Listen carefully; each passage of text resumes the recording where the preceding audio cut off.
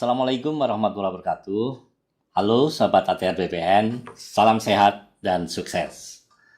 Senang sekali rasanya saat ini kita dapat berjumpa kembali dalam rangkaian video tentang siap menghadapi penilaian kompetensi. Dan kali ini kita akan berbincang-bincang mengenai salah satu kompetensi dari 8 jenis kompetensi manajerial, yaitu kompetensi pengambilan keputusan. Video ini adalah merupakan video seri ke-10 dari 12 seri rangkaian video siap menghadapi penilaian kompetensi yang kami sajikan. Baik, Sobat ATR BPN, bersama saya telah hadir 2 orang narasumber yang akan menyampaikan penjelasan terkait dengan kompetensi pengambilan keputusan. Yang pertama adalah Bapak Edison Lumban Batu. Apa kabar, Pak? Baik, Pak. Dan yang kedua adalah Bapak Lihardo Sarage. Apa kabar, Pak Lihardo? Baik, Bapak. Baik. Beliau berdua adalah asesor SDM aparatur ahli madya pada Kementerian ATR BPN. Beliau berdua sudah berpengalaman di Kementerian ATR BPN, baik di pusat maupun di kantor pertanahan. Nah, kedua narasumber ini akan memberikan penjelasan mengenai hal-hal yang terkait dengan kompetensi pengambilan keputusan. Pada kesempatan pertama, saya ingin menanyakan kepada Pak Lihardo dulu nih. Apa sih yang dimaksud dengan kompetensi pengambilan keputusan, Pak Lihardo? Baik, Pak Sarjono. Sebelum sampai pada pembahasan, kita harus paham dan mengerti terlebih dahulu apa itu kompetensi pengambilan keputusan. Oke. Kompetensi pengambilan keputusan adalah kemampuan membuat suatu keputusan yang baik secara tepat waktu dan dengan keyakinan diri setelah mempertimbangkan prinsip-prinsip kehati-hatian dan dirumuskan secara sistematis dan seksama tentunya, berdasarkan berbagai informasi, alternatif pemecahan masalah dan konsekuensinya, serta bertanggung jawab atas keputusan yang diambil. Seperti itu, Pak. Baik, jadi seorang PNS itu dituntut untuk mempunyai kemampuan membuat suatu keputusan yang baik secara tepat waktu dengan keyakinan diri. Begitu ya, Pak Lihardo ya? Seperti itu, Pak. Nah, kalau deskripsi pada level 1 pada kompetensi pengambilan keputusan ini seperti apa, Pak Edison? Baik, Pak. Terima kasih, Pak. Deskripsi pada level 1 pengambilan keputusan adalah kita dituntut untuk mampu mengumpulkan informasi dan untuk bertindak sesuai kewenangan, Pak. Oke. Pada level 1, indikator perilaku adalah mengumpulkan dan mempertimbangkan informasi yang dibutuhkan dalam mencari solusi. Untuk memenuhi indikator perilaku tersebut, Pak, kita harus mampu mengumpulkan dan mempertimbangkan informasi yang dibutuhkan. Oke. Dan mencari solusi dalam rangka pengambilan keputusan. Sementara indikator perilaku kedua pada level ke-1 ini adalah mengenali situasi atau pilihan yang tepat untuk bertindak sesuai kewenangan. Untuk memenuhi indikator perilaku tersebut, kita harus mampu mengenali situasi atau pilihan yang tepat untuk bertindak sesuai dengan kewenangan itu, Pak. Indikator perilaku ketiga pada level ke-1 ini adalah mempertimbangkan kemungkinan solusi yang dapat ditetapkan dalam pekerjaan rutin berdasarkan kebijakan dan prosedur yang telah ditetapkan. Nah, untuk memenuhi indikator perilaku tersebut, kita harus mampu mempertimbangkan kemungkinan solusi yang dapat diterapkan dalam pekerjaan rutin berdasarkan kebijakan dan prosedur yang telah ditentukan. Baik, jadi poin penting dari indikator perilaku pada level 1 ini seperti apa, Pak Edison? Poin penting dalam indikator perilaku pada level ke-1 ini ada 3, Pak. Oke.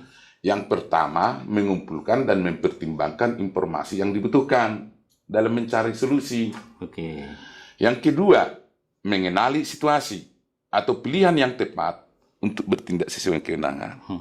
Sedangkan yang ketiga, mempertimbangkan kemungkinan solusi yang dapat diterapkan dalam pekerjaan rutin berdasarkan kebijakan dan prosedur yang ditetapkan. Mungkin begitu, Pak. Berarti inti daripada level 1 ini adalah bahwa seorang PNS dituntut untuk mampu bertindak sesuai dengan kewenangan yang dimilikinya. Begitu Pak Edison? Iya, Pak. Baik. Kalau untuk level 2, seperti apa ya Pak Liardo? Barangkali Bapak bisa menjelaskan deskripsi atau indikator-indikator perilaku pada kompetensi pengambilan keputusan level 2 itu. Silakan Pak Liardo. Ya, baik Pak Sarjono. Adapun yang menjadi deskripsi daripada level 2 pengambilan keputusan adalah menganalisis masalah secara mendalam. Oke. Kalau pada level 1 tadi seperti yang disampaikan oleh Pak Edison, kita dituntut mampu bertindak sesuai dengan kewenangan. Nah, sedangkan pada level 2 ini kita dituntut untuk dapat menganalisis suatu masalah secara mendalam. Indikator pertama pada level 2 adalah mampu menganalisis secara mendalam informasi yang tersedia dalam upaya mencari solusi. Oke. Untuk dapat memenuhi indikator ini, tentu kita dituntut harus mampu menganalisis secara mendalam terhadap informasi-informasi yang ada. Nah, sedangkan indikator kedua pada level 2 adalah mempertimbangkan alternatif yang ada sebelum membuat suatu keputusan. Nah, tentu untuk mengambil suatu keputusan, kita juga dalam indikator ini kita harus mampu mempertimbangkan berbagai alternatif yang ada sebelum membuat suatu kesimpulan. Sedangkan pada indikator ketiga pada level 2 adalah membuat suatu keputusan yang sifatnya operasional berdasarkan kesimpulan dari berbagai sumber informasi sesuai dengan pedoman yang ada. Nah, tentu untuk dapat memenuhi indikator ini, kita juga dituntut harus dapat membuat suatu keputusan yang sifatnya operasional, berdasarkan kesimpulan dari berbagai informasi sesuai dengan pedoman yang ada. Seperti itu, Pak Sarjono. Oke, nah ini biar agar Sobat ATR BPN lebih paham, itu poin-poin penting dari indikator perilaku pada level 2 itu seperti apa itu Pak Liardo? Ya, ada 3 poin terpenting ya, indikator perilaku kedua yang harus kita pahami. Oke. Ya, yang pertama, kita harus mampu menganalisis secara mendalam dalam setiap informasi yang tersedia dalam upaya mencari solusi. Seperti itu, Pak. Yang kedua, kita juga dituntut mampu mempertimbangkan alternatif yang ada sebelum membuat suatu kesimpulan. Oke. Ya, sedangkan yang ketiga, kita juga dituntut mampu membuat suatu keputusan operasional berdasarkan kesimpulan dari berbagai sumber informasi sesuai dengan pedoman yang ada. Seperti itu, Pak. Baik, Pak Liardo. Berarti pada level 2 itu seorang PNS dituntut untuk mampu menganalisis secara mendalam. Begitu ya, Pak Liardo ya? Ya, seperti itu, Pak. Nah, kalau untuk level 3 itu deskripsi dan indikator-indikator perilakunya seperti apa, Pak Edison? Baik, Pak. Kalau deskripsi pada level 3 pengambilan keputusan adalah membandingkan berbagai alternatif. Oke. Menimbangkan risiko keberhasilan dalam implementasi. Nah, pada level pertama yang dijelaskan tadi, kita dituntut untuk mampu mengumpulkan informasi dan bertindak sesuai kewenangan. Oke. Pada level kedua, kita mampu menganalisa masalah secara mendalam. Ya. Seperti yang dijelaskan Pak Liardo tadi. Betul. Nah, sedangkan pada level ketiga, kita dituntut untuk membandingkan berbagai alternatif dan juga menimbangkan risiko dan keberhasilan dalam implementasi. Gitu, Pak. Indikator perilaku pertama pada level ketiga adalah membandingkan berbagai alternatif tindakan dan implikasinya. Nah, untuk dapat memenuhi indikator perilaku tersebut dalam mengambil keputusan, kita harus mampu, Pak, membandingkan berbagai alternatif tindakan dan juga implikasinya. Nah, indikator perilaku kedua pada level ketiga ini juga memilih alternatif solusi yang terbaik, membuat keputusan operasional mengacu pada alternatif solusi terbaik yang didasarkan pada analisis data dan sistematis seksama mengikuti prinsip kehati-hatian. Untuk dapat memenuhi indikator perilaku tersebut, kita harus dapat memilih alternatif solusi tentunya yang terbaik. Kemudian membuat keputusan operasional dengan yang terbaik dengan analisa data Dalam menganalisa data, kita harus mampu secara sistematis, sesama, dan mengikuti prinsip kehati-hatian, Pak. Baik, terima kasih Pak Edison. Barangkali Pak Liardo bisa menambahkan untuk indikator perilaku ketiga dari level 3 ini, Pak. Silakan, Pak. Baik, Pak Sarjono. Ya. Saya melanjutkan apa yang telah disampaikan Pak Edison tadi ya. Oke. Saya melanjutkan indikator perilaku ketiga pada level 3 pengambilan keputusan adalah menyeimbangkan antara kemungkinan risiko dan keberhasilan dalam implementasinya. Oke. Ya, seperti itu, Pak. Kalau begitu, poin penting dari indikator perilaku pada level 3 ini seperti apa, Pak Liardo? Ya, ada 4 poin terpenting yang harus kita pahami dalam indikator perilaku ketiga. Oke. Yang pertama, membandingkan berbagai alternatif, tindakan dan implikasinya. Itu yang pertama. Yang kedua, kita juga harus mampu memilih alternatif solusi yang terbaik. Oke. Membuat keputusan yang sifatnya operasional, mengacu kepada alternatif solusi terbaik, tentunya didasarkan kepada analisis data yang sistematis, seksama, mengikuti prinsip kehati-hatian. Dan yang keempat, kita juga dituntut mampu menyeimbangkan antara kemungkinan risiko dan keberhasilan dalam implikasinya. Seperti itu, Pak. Baik, terima kasih Pak Liardo. Baik Sobat ATR BPN, untuk kali ini pembahasan kita masih sebatas pada level 1 sampai dengan level 3 dari kompetensi pengambilan keputusan.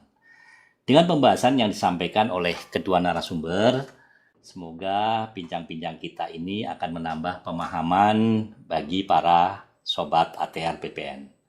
Baik, Pak Edison dan Pak Liardo, sebelum kita akhiri sesi ini, dipersilakan menyampaikan closing buat Sobat ATR BPN. Silakan mungkin dari Pak Liardo dulu.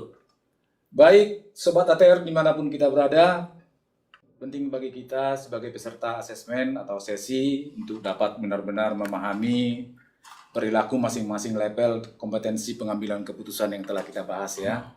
Oke. Nah, sebagai salah satu kompetensi yang akan dinilai dalam kegiatan asesmen center. Tentu dalam mempersiapkan diri dalam pekerjaan tugas sehari-hari, ada langkah-langkah yang harus kita lakukan sehingga kita dapat mengambil suatu keputusan. Nah, yang pertama, bagaimana kita menimbulkan kesadaran bahwa suatu keputusan memang harus kita ambil. Itu yang harus kita pahami. Yang kedua, kita juga harus dapat mengidentifikasi alternatif yang ada sebelum membuat suatu keputusan. Kemudian yang ketiga, kita juga harus mampu mempertimbangkan risiko yang mungkin timbul dalam pengambilan keputusan tersebut. Yang keempat, mari kita melibatkan orang lain dalam pengambilan keputusan. Yang kelima, ya kita harus bisa mendefinisikan tujuan secara jelas dan lengkap. Dan terakhir, kita juga harus mampu memanfaatkan informasi yang baik yang dapat mendukung pengambilan suatu keputusan. Seperti itu, Pak.